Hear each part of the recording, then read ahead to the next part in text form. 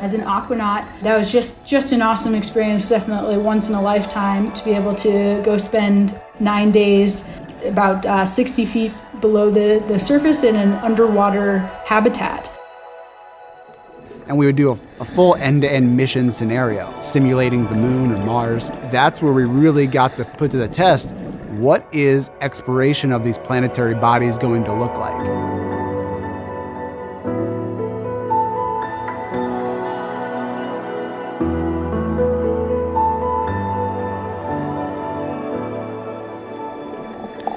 So when we have these, what we call aquanauts, living in this underwater habitat, we can simulate some of the conditions that the astronauts will experience. And we're actually able to have these aquanauts conduct EVAs, or extravehicular activities, simply put, spacewalks, outside of this habitat. So really being able to see that process from multiple different angles, I think will be really beneficial as we start to nail down exactly what that's going to look like for Artemis.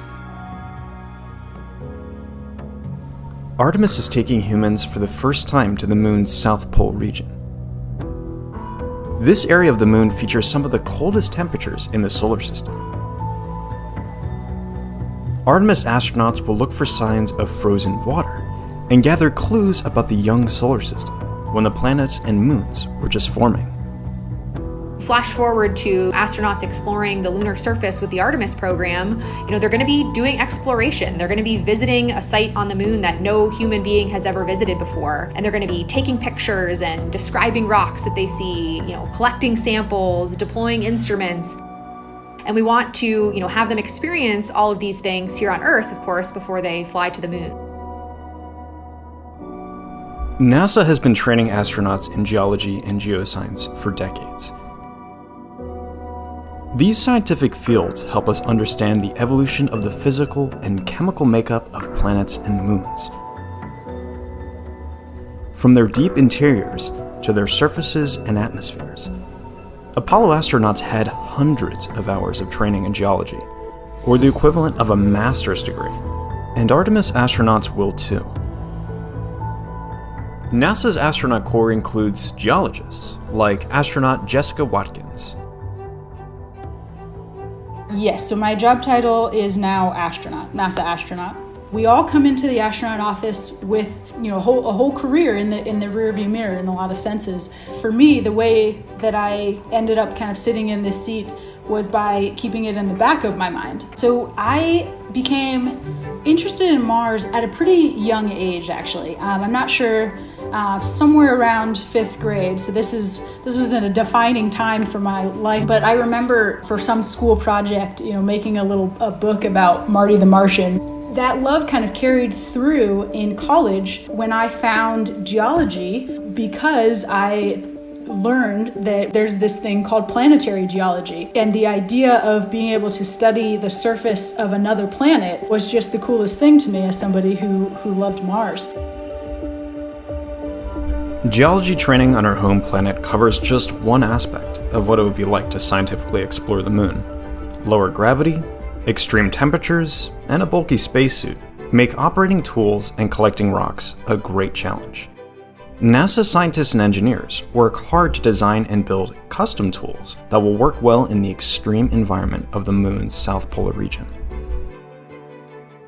Making any sort of hardware that flies in space is a huge team effort. I help to lead a team of people who are building moon tools. And so specifically the tools that are going to take samples of the moon and bring them back to Earth so the scientists can study them for generations to come. At Johnson Space Center, we have what's called the Rock Yard, which is essentially kind of a large open space where we've imported rocks, basically a large human-sized sandbox. It's great. At the Rock Yard, we get astronauts to come out to be test subjects, but we also get engineers and scientists and operators to be test subjects as well, so that we can fully understand what it's like to be in that crew perspective.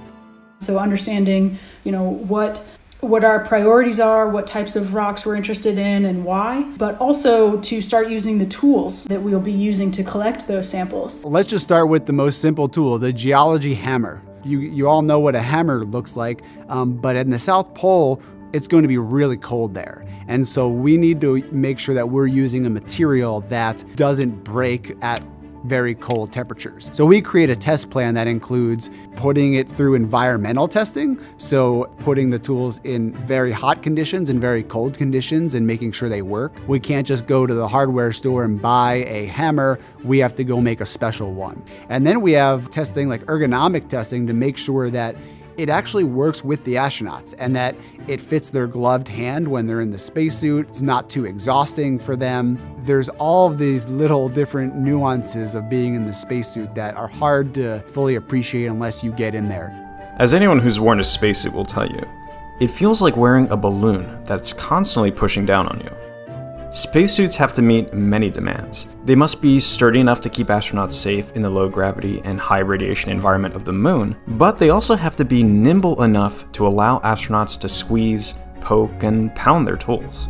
It's tough to describe, honestly. It's large, it's about 300 pounds, I think. You're kind of operating your own personal spacecraft in a lot of ways. The intent is for you to be able to manipulate your arms and legs in a way that you would on the ground. So we have a large pool here at the NBL, the Neutral Buoyancy Laboratory here on site. In the corner, we now have a moon area. So we've imported sand and rocks down there, and we've started to do runs trying to approximate 1/6 gravity. It's kind of a lot of moving pieces, but it's really fun. It's one of the coolest things we get to do.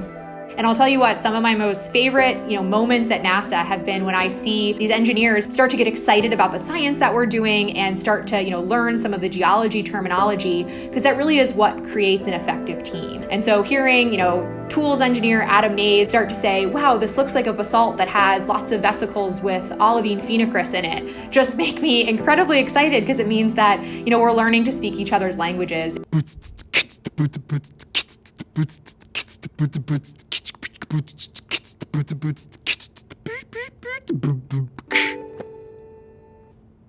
There you go. I just like to do weird and unique things. So I've always found those odd hobbies like learning to juggle or learning to beatbox or do improv. I was watching TV and I saw the TV show American Ninja Warrior, and I was just like, I want to do that. And so I started to train to be a ninja warrior. That's how I decided that I should be called the Space Ninja. And so I would just share my interest of space. I got selected and got to go out there and compete. So I think we would limit ourselves if we only have one vision of what exploration looks like. Being a part of the NASA team has really showed me what that means and what exploration really looks like on a daily basis. But I do enjoy creative writing, short stories, poems sometimes. When I can find the time, it's just an enjoyable way for me to explore what I'm thinking and feeling, and really kind of use the other side of my brain. Now, whenever I take a step back to think about what I do, it is surreal, and it's thrilling, and realize that I have a leadership role in this too, and I get to influence what we're gonna do on the moon. For me, I think why it is so important for us as humans to explore is that exploration kind of forces us to push ourselves to the limits of our capacities. I think that's really important for us to do so that we can, find those boundaries and push them forward. See what's out there, see what we're made of, see what the universe is made of, and where we fit into it. The moon's South Pole is an ideal location for many reasons. One reason is that we've collected more information about this region of the moon than any other, from a NASA orbiter that's been circling the moon for more than a decade. On the next episode of NASA Explorers, why the South Pole?